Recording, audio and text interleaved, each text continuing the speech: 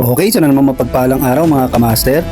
Isa munang big shoutout kay Sir Gerald J. Soriano na nakakilala na sa atin. Tanong niya kung anak tayo ni Benjamin Meneses na magaling na electrician. Yes sir, isa po ko sa siyam na anak niya. Sad to say po, wala na po si tatay na maalam na po siya. Ang dahilan na kuryente, biro lang.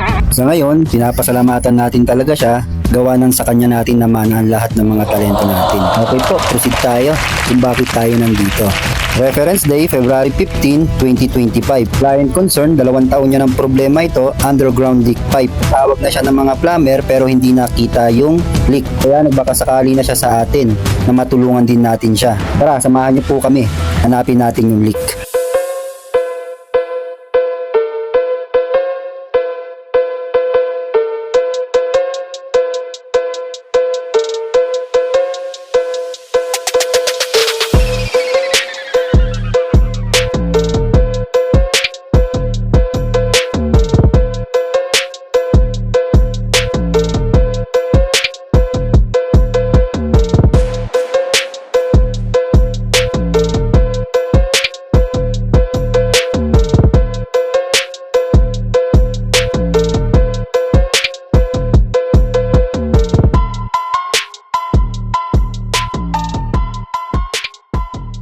Okay, sa part na to, nakita na natin yung leak o confirm na yung leak, no? Pinapasukan lang natin to ng mga computer box camera o borescope camera for further inspection and wider viewing. Nang hindi nayuyuko si client para makita niya ng maliwanag yung leak.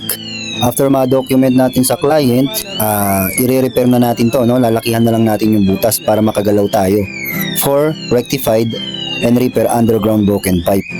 Matagal na tong problema, kaya bilisan na lang din natin yung pagpatastas o pagbabakbak.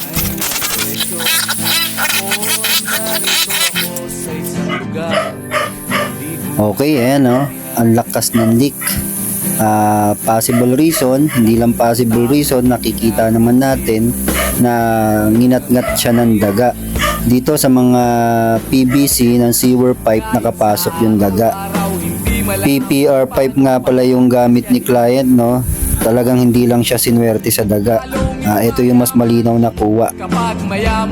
Okay po, rectified na lang natin o gawin natin for repair. Sa PPR pipe, gumagamit tayo ng fusion para mag-bind yung dalawang tubo. And then, union patente. And then, restore lang natin yung damage para goods tayo kay client. Tamang linis bago iwan yung trabaho. Okay?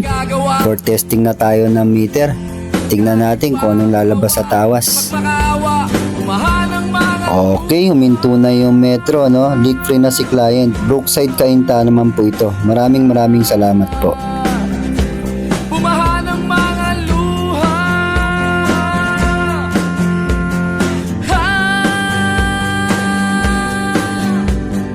Narito ako sa isang lugar ng mga taong tumatakas, naghahanap ng swerte sa iba dahil dito'y wala ng buhay.